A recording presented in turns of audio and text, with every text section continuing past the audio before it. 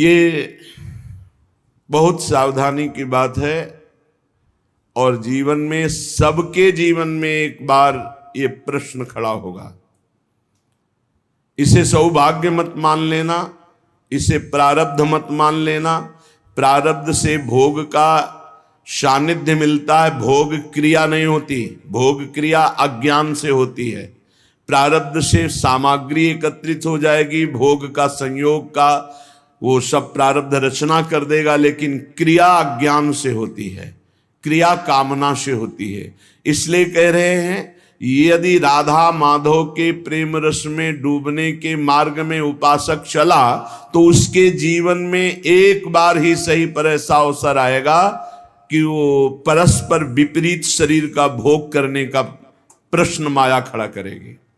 आपको कह रहे हैं कि अगर नवयुवती है तो अपनी पुत्री जैसे होती है, ऐसे देखो, सुपुत्रीयति, अपनी पुत्री कितनी भी सुंदर जवान, ऐसा आता ही नहीं भाव में कि स्त्री है, आता ही नहीं है।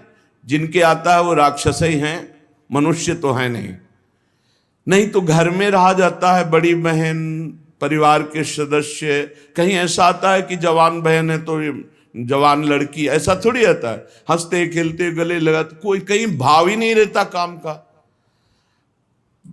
चाहे जवान पुत्री हो चाहे जवान बहन हो, कभी ऐसा घर में भाव, जिनके भाव आता वो राक्षस हृदय के हैं, मनुष्य हृदय के नहीं। वो राक्षस हृदय वाले, आसुर स्वभाव वाले हैं। नहीं, अपनी पुत्री अपनी बहन के समीप रहने पर कहीं ऐसे भाव थोड़ी आते।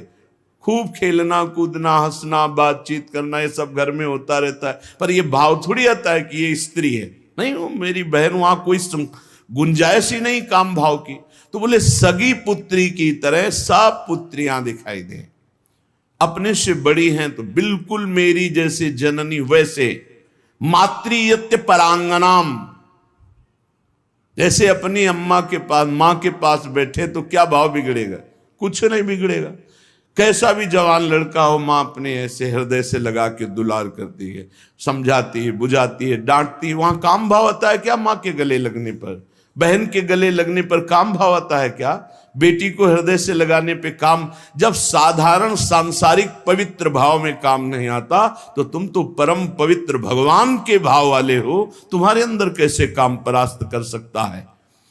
मातृयत्य परांगना, ये आएगा प्रश्न जीवन में। पुरुष है तो स्त्री के प्रति, स्त्री है तो पुरुष के प्रति। साधक बहुत सावधान रहे, माया प्रश्न करेगी। घूमते रहते हैं माया के पार्षद, घूमती रहती है माया की पार्षदी। बहुत सावधान, जाके संग कुमति मति उपजय करत भजन में भंग, तजोरे मन हरि विमुखन को संग। बहुत कीमती जीवन है, सिद्ध बात समझ लो, संकोच की बात नहीं। हरि को रिझाओगे तो वैकुंठ का द्वार, वृंदावन के दिव्य धाम का द्वार, साकेत द्वार, कैलाश धाम का द्वार खुलेगा। और जगत के शरीरधारी को रिझाओगे तो आखिरी द्वार वही है, मलमूत्र का, और कुछ नहीं। हमारी बात मान लो, संकोच करने की बात नहीं है। हम वहीं से पैदा हुए हैं और वहीं की आसक्ति से फिर दुर्गति को प्राप्त होंगे।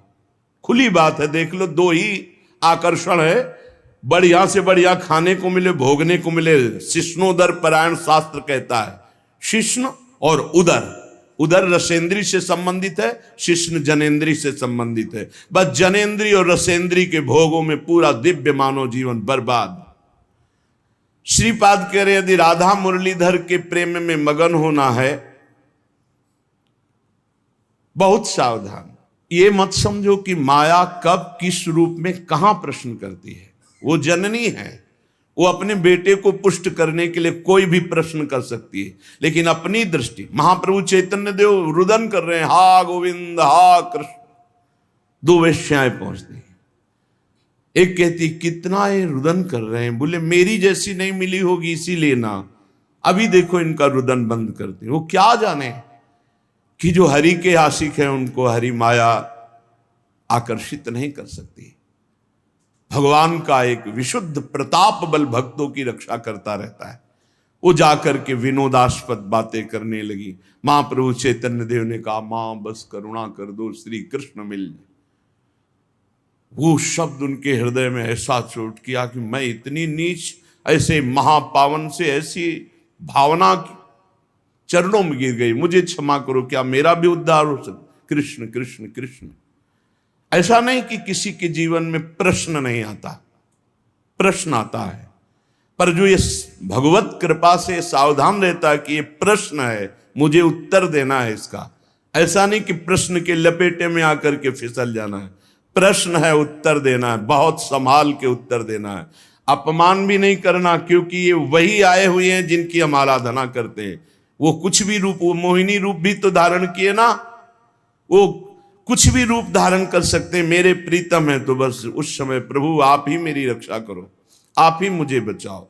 मातृयत्य परांगनाम, त्रुटि हो सकती है हमसे गलती हो सकती, कभी बलवान न बने, कभी पहलवान न बने इस विषय में। दैन्य और चरण छूना, ये दो बातों से बच सकते हो। चरण छू कि हे जगत जननी, हे अंबा, कभी आपके प्रति मेरा। जिन उर्वशी जी ने बड़े बड़ों की बुद्धि को मोहित कर लिया, अर्जुन जी की बुद्धि को क्यों नहीं मोहित किया? क्योंकि जाते ही सीधे प्रणाम किया अर्जुन जी ने। जे ही उर्वशी का प्रवेश हुआ, देखा सो पंचांग प्रणाम किया और कहा, माता स्वागत है, आप पधारिए। आग लग गई, मैं किस लिए आए और तुम मुझे क्या कह रहे हो? आज के बाद कभी माता शब्द उच्चारण मत करना। उन्होंने कहा, पुनः कहता हूं, कुंती माता से भी अधिक पूज्य मैं तुम्हें देखता हूं। कुछ नहीं बिगाड़ पाई उर्वशी जी, यहां तक कि साप तक दे दिया। पहली दृष्टि पड़ते ही या तो नव किशोरी जगदम्बा, लाडली जी की सहचरी, या मां, या अपना पवित्र भाव तुरंत आरोपित कीजिए। और स्त्री शरीर को लिखा है, भ्राता पिता पुत्र निज जैसे, मध्यम परपति देखै कैसे। भ्राता पिता पुत्र निज जैसे, बराबर का है तो सगा भाई। क्या सगा भाई को देखकर काम जागृत होता है?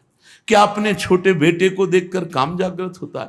क्या पिता को देखकर काम जागृत होता है? भ्राता पिता पुत्र निज जैसे। आवश्यकता पर बात करें, नहीं एकांत सेवन करें। बलवान इंद्रिय ग्रामो विद्वानम अपि कर्षति, शास्त्र आदेश करता है। पर उपासक को ये पक्का विश्वास कर लेना चाहिए कि मेरे जीवन में ये प्रश्न आएगा, आता है, आता रहेगा। अगर इससे निकल गए आगे तो यो राधा मुरलीधरांग कमल प्रेमैक मात्रियति। बहुत सावधानी की जरूरत है। देखो, कल वर्णन हुआ था साधना में भय और प्रलोभन, ये दो चीजें भेजी जाती हैं। इनसे जो पास भी भगवान ही करवाएंगे। ये सत्संग सुनने को भगवान ही तो संयोग बना रहे हैं, ये भगवान ही तो प्रेरित करके आपको सुनवा रहे हैं। इसलिए सावधान। ये प्रश्न है, आपके पास 1 करोड़ रुपया जमा किया और आपका मन हुआ कि अरे मैं फंस गया क्या, तो 1 करोड़ यमुना जी में फेंक दो, मुक्त हो गए। लेकिन एक बार जीवन में फिसल गए तो उसकी पूर्ति नहीं होने वाली। हम कह रहे हैं अरबों रुपया एकत्रित हुआ, मन में आया सब छोड़ के भाग गए, राधा राधा राधा राधा, जो जहां वहीं छोड़ दिया, कुछ नहीं फंसे।